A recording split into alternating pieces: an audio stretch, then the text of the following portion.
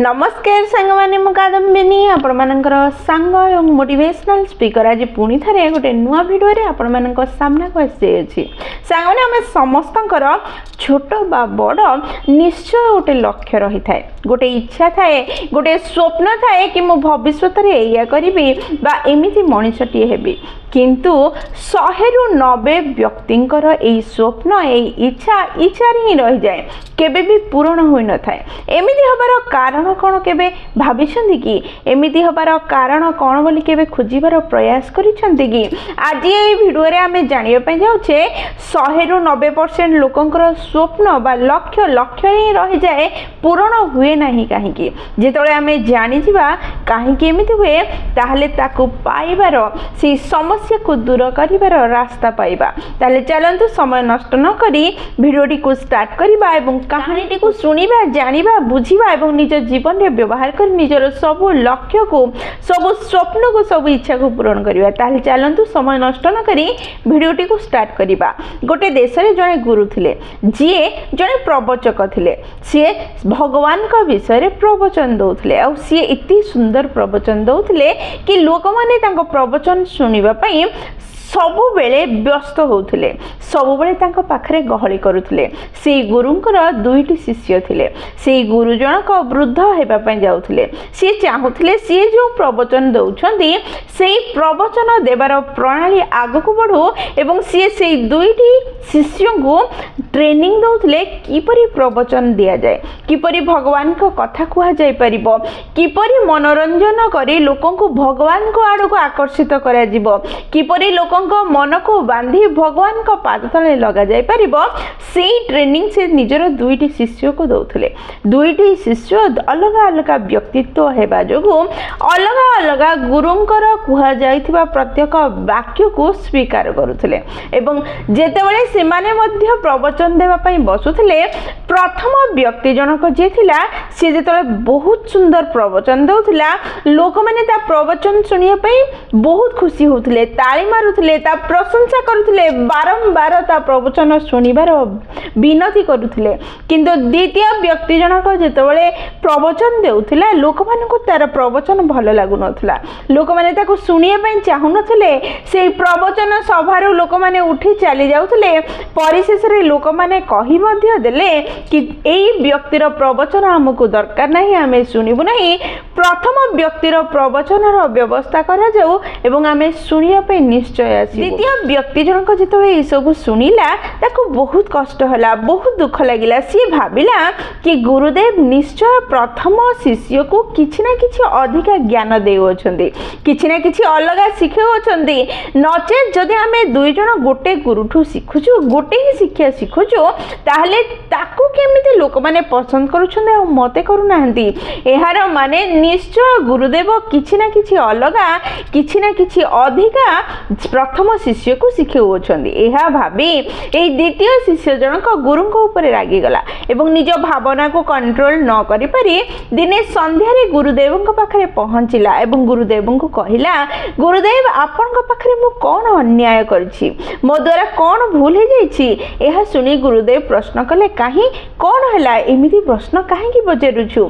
सेही शिष्य जनक द्वितीय शिष्य जनक कहिला आपनक पाखरे जदि मोर किछि भूल हे नाही ताहले आपण मते कम शिक्षा एवं प्रथम शिष्य को अधिक शिक्षा किपरि देउछंती जदि आपण देउनांती ता प्रवचन को लोक माने एते पसंद करूछंती आ मो प्रवचन को काहे कि करूनांती परिशेष रे लोक माने मो प्रवचन सुनिया पई मना करूछंती एमिति तुमे मो सह काहे कि करूछ। एहा सुनी गुरुदेव टिके हसी देले एवं ताको सेठी बसिबा पई कहिले आ कहिले मु गोटे कहानी कहूची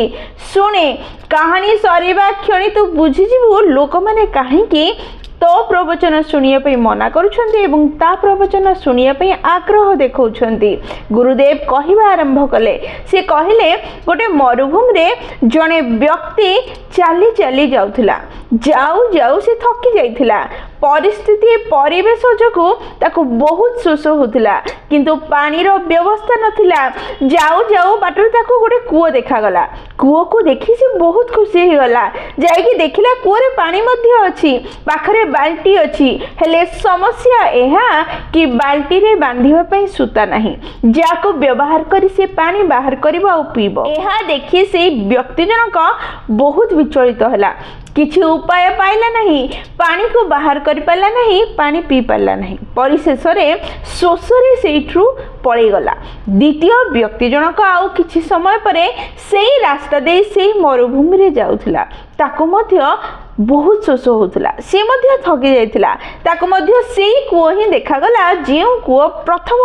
पथचारी को देखा जाइथिला। से व्यक्ति द्वितीय व्यक्ति जनक मध्य खुशी गला कूओ पाखु दौड़ी गला देखिला कूओरे पानी अछि बाल्टी मध्य अछि किंतु सूता नहीं समस्या सेठी ही रहीगला जोठी प्रथम व्यक्तिर रही जाइथिला। सूता थिले तो बाल्टी को पकेबो पानी बाहर करी पीबो से कौन करिवो भाबिला चारिआडे आख पाखरे देखिला ता दृष्टि रे पड़िला गोटे सुखिला गछटे बहुत दूर रे अछि से गछ पाखु दौड़ दौड़ी गला से गछ पाखरे पहुंचबा परे से देखिला से आख पाखरे बहुत सारा लटा सुखिकी पड़िथिला से लटा डाल गछ को कलेक्ट करके आनिला बाल्टी रे बांधिला लंबा फिता भली बनेला आ पानी कूओरे पकाई पानी बाल्टी रू बाहर कला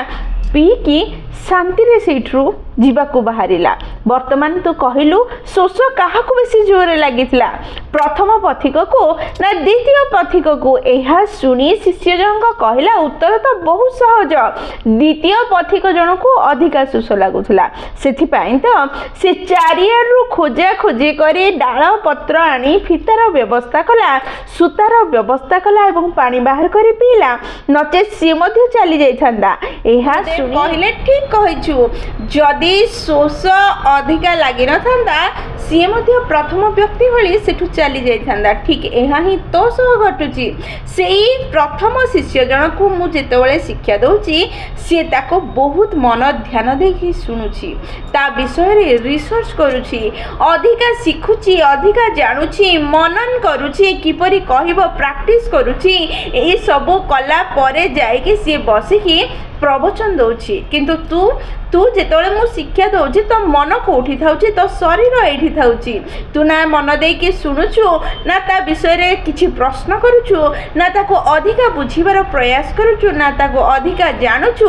बस सीधा जाउछु बसी की निज प्रवचन देबा को लागुछु जहा लोकन को मन को किनि पारु नाही। प्रवचन देबा सेतेबेले ही सफल हेबो जेतेबेले ताको व्यवहार करिवु ताको अनुभव करिवु ताको मनन करिवु ताको हृदय रो स्वीकार करिवु खाली कहबी बोली जाई जदि स्टेज रे बसिबो ताको केही स्वीकार करि परिबे नाही। एई कथा सुनी शिष्य जनक बुझी परिला प्रकृत रे भूल गुरुंकर शिक्षा रे नाही प्रकृत रे भूल ता भितरे अछि आ ताको संशोधन करिवार प्रयास कला से मध्य प्रत्येक शिक्षा को हृदय रो सिखिला एवं ताको निज जीवन रे व्यवहार कला अधिका जानिला बुझिला मनन कला प्रिपेयर हे जाई प्रवचन देला एवं लोकंक मन को मोहि पारिला। सांग माने आम मानक सह मध्य एहा ही घटे आमे समस्ते सफल हेबा पई धनी हेबा पई लक्ष्य हासिल करिया पई टॉपर हेबा पई प्रथम हेबा पई स्वप्न देखु किंतु स्वप्न देखिला परे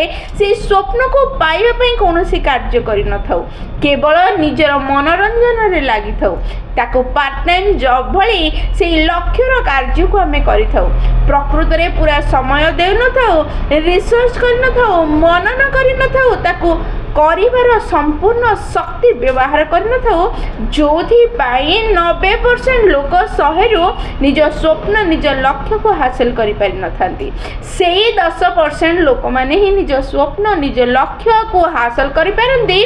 जेउ माने ताको सीरियसली नियंती ताको स्वीकार करंती ता विषय रे अधिक जानंती निज दक्षता को बढ़ांती कंफर्ट जोन रु बाहरंती कार्य को पाइबार सब प्रयास करी भगवान को पाद तले सबु कार्य समर्पी दियंती एवं जहा ठीक हम से रिजल्ट आमको मिलू बोली ठाकुर पाखे प्रार्थना करी रिजल्ट अपेक्षा करती से माने सफल हुंती सुखी हुंती जदि आपण मध्य निजर सब स्वप्न लक्ष्य को हासिल करने चाहते ताहले आज निज दक्षता को बढ़ातु से दिगरे जो दिगरे आपनकर लक्ष्य अच्छी निज क्षमता को बढ़ातु निज समय सदुपयोग करंतु रिसर्च करंतु मनन करंतु किपरि आगेबे ताको प्रयास करी आगे को बढ़ातु निश्चय अपन निज लक्ष्य को हासिल केवल लक्ष्य स्थिर करिबा जे लक्ष्य को पाइबार रास्ता ताहा भूल अटे लक्ष्य स्थिर करिबा लक्ष्य को पाइबार रास्तार गोटे छोट अंश अटे जेतबेले आम को बुझिबा एवं लक्ष्य को पाइबा पई प्रयास करिबा समस्या को सुदृढ़र सह सामना करिबा आगे को बढ़िबा निज को उन्नत करिबा निज लक्ष्य को पाइबार प्रयास करिबा आमे निश्चय निज लक्ष्य को पाइबा एवं सफल सुखी धनी हो पारिबा आनंद रे जीवन यापन करि पारिबा सामान्य वीडियो जदि आपन पसंद आछि आपन हृदय को छुईछि ताल निश्चय लाइक शेयर और कमेंट करिवे जदि प्रथम थर आपण माने हम नैनिक मोटिवेशन चैनल को आसीछन्ती चैनल को सब्सक्राइब कर देबे एवं पाखरे थिबा बेल बटन दबाई ऑल नोटिफिकेशन सेट कर देबे जहा द्वारा जेते बेले आमे वीडियो पोस्ट करिबु सर्वप्रथम नोटिफिकेशन आपन पाखरे पहुंचीबो एवं हमको कनेक्ट कर दबो ताल मु रहिली संग माने पुणी थे देखा गोटे नुआ वीडियो रे नुआ टॉपिक से पर्यंत निजर ध्यान रखते बहुत खुशी रुहतु कारण खुशी रहिबा बहुत जरूरी जय जगन्नाथ।